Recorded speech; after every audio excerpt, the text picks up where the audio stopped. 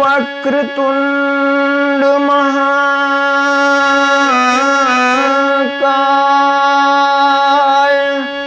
सूर्यकोटि समप्रभ निर्विघ्नं कुरु मे देव सर्वकार्येषु सर्वदा।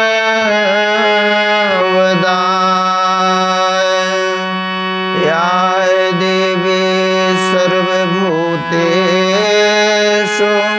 बुद्धिरूपेण संस्थिता नमस्तस्यै नमस्तस्यै नमस्तस्यै नमो नमः। श्री गुरुचरण सरोज रज निज मन मुकुर सुधारि वरणो रघुवर विमल जसो जो दायक फल चारु। बुद्धिहीन तनु जानिके सुमिरो पवन कुमार बल बुद्धि विद्या देहु मोहि हरहु कलेश विकार। सीता रामचरित अति पावन मधुर सरस अरु अति मन भावन। पुनि पुनि कहते हूँ सुने सुनाए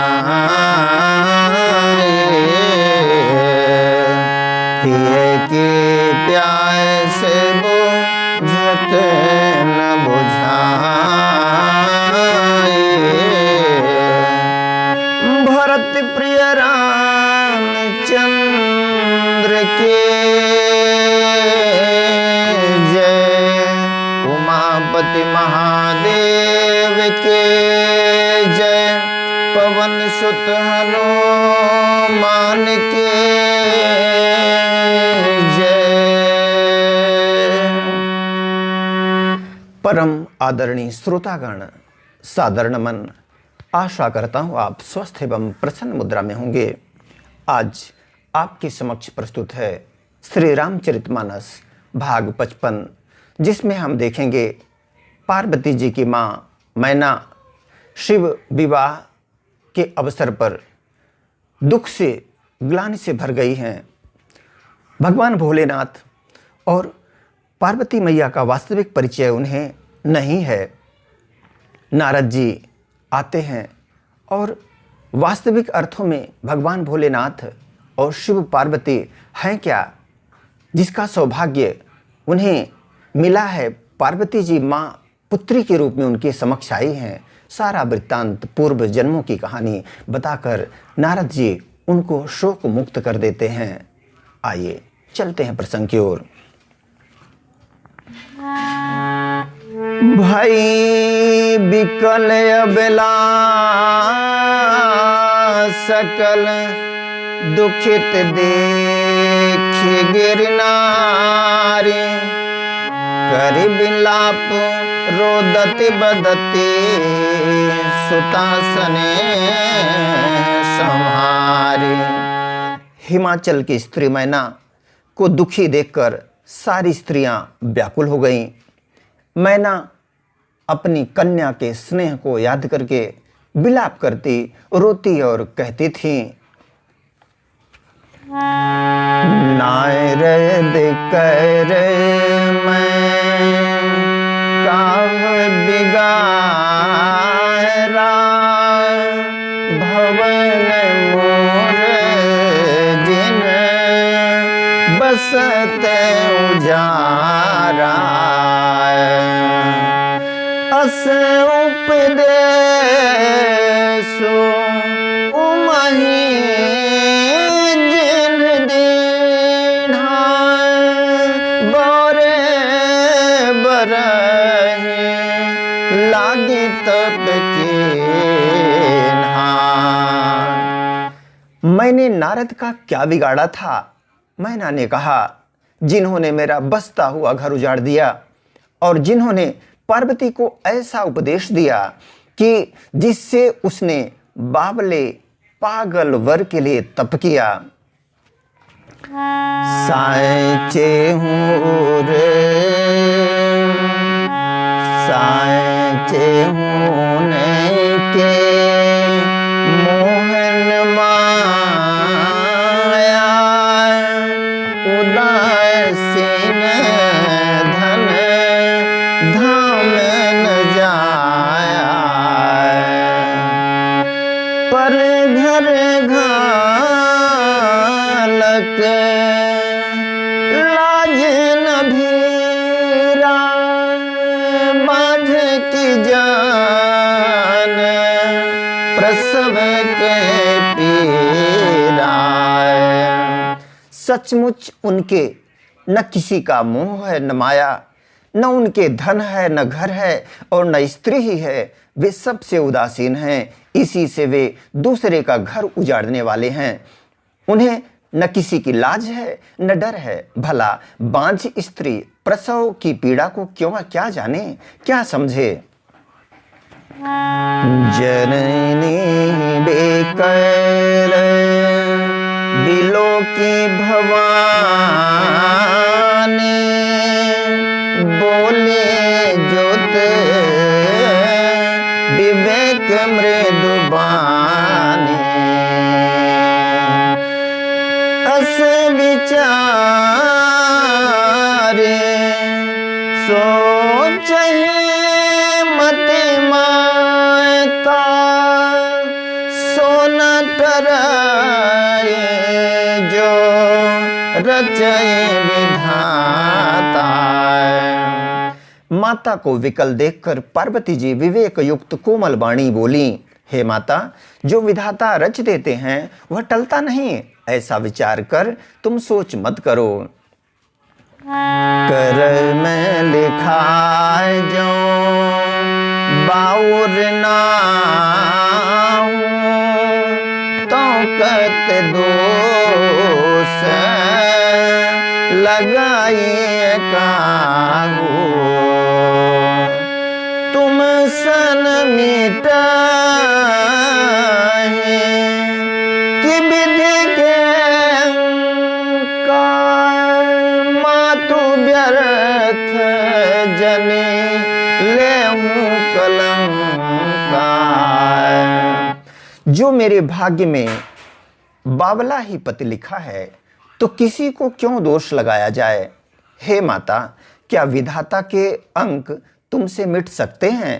वृथा कलंक का टीका मत लो। जनी ले हो माय तो कलंक करो ना परे हर हो अब सर नहीं। दुख सुख जो लिखा लीलार हमरे जाम जहाँ पाऊँ तहीं। सुने माँ वचन विनीत को मल सकल अबला सोचहि। बहु भांति विधि बहु भांति विधि लगाई दूषण नयन बार विमोचहि। हे माता, कलंक मत लो। पार्वती जी ने कहा, मैया रोना छोड़ो, यह अवसर विषाद करने का नहीं है। मेरे भाग्य में जो दुख सुख लिखा है उसे मैं जहां जाऊंगी वहीं पाऊंगी। पार्वती के ऐसे विनय भरे कोमल वचन सुनकर सारी स्त्रियां सोच करने लगी और भांति भांति से विधाता को दोष देकर आंखों से आंसू बहाने लगी। तेहि अवसर नारद सहित अरु ऋषि सप्त समेत समाचार सुनि तुहिन गिरे। समाचार सुनि तुहिन गिरे गबने तुरंत निकेत। इस समाचार को सुनते ही हिमाचल उसी समय नारद जी और सप्तर्षियों को साथ लेकर अपने घर गए। तवे नारद सब ही समझावाए। तबे नारद सब ही समझावाए।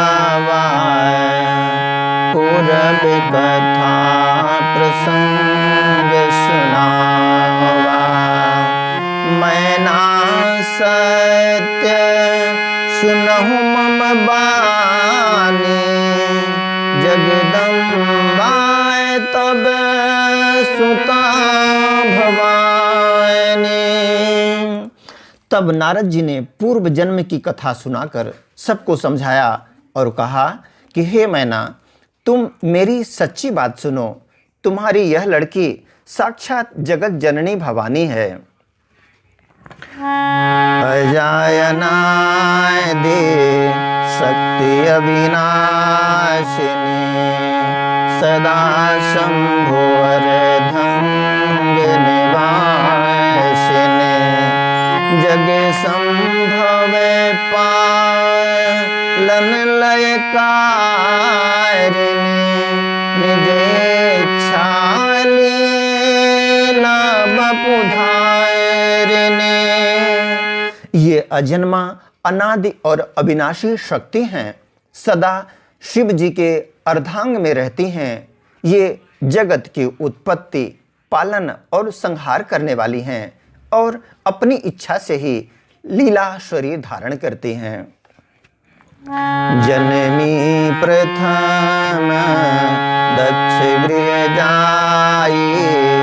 नाम सते सुंदर तनु पाए। तहाहु सते संग करहि विवाहे। कथा प्रसिद्ध सकल जग माहे। पहले ये दक्ष के घर जाकर जन्मी थी। तब इनका सती नाम था। बहुत सुंदर शरीर पाया था। वहाँ भी सती शंकर जी से ही ब्याही गई थी। यह कथा सारे जगत में प्रसिद्ध है।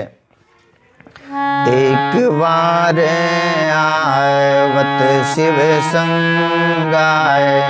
देखे रघुकुल कमल पतंगा।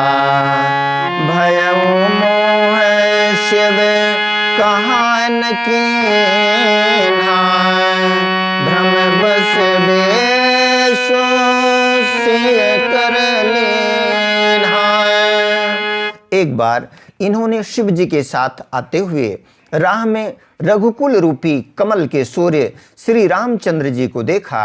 तब इन्हें मोह हो गया और इन्होंने शिव जी का कहना न मानकर भ्रमवश सीता जी का वेश धारण कर लिया, ताकि वे परीक्षण कर सकें कि वास्तव में ये परब्रह्म हैं। भोलेनाथ जिनकी आराधना करते हैं, जिनको हृदय से श्रद्धा और स्नेह से सराबोर होकर भोलेनाथ देखते हैं, क्या वे सचमुच परब्रह्म हैं। शिव वेश सते जो केनते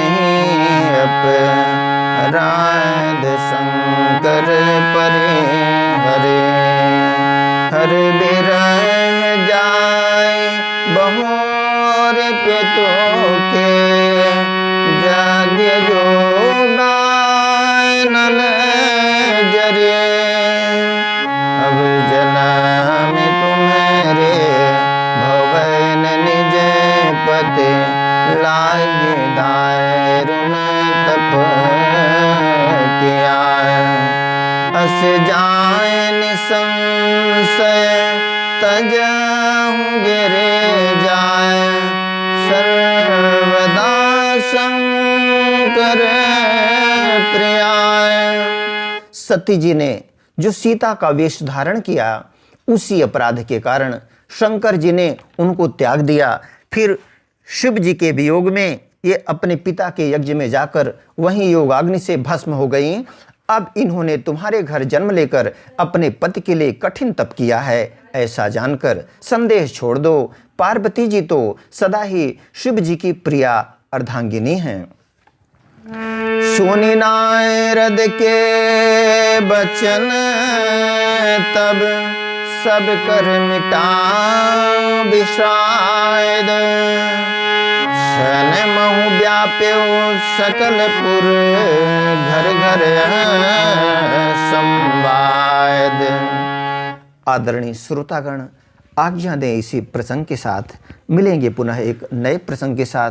तब तक स्वस्थ रहें, प्रसन्न रहें। वीडियो देखने के लिए धन्यवाद एवं आभार। जय श्री राम।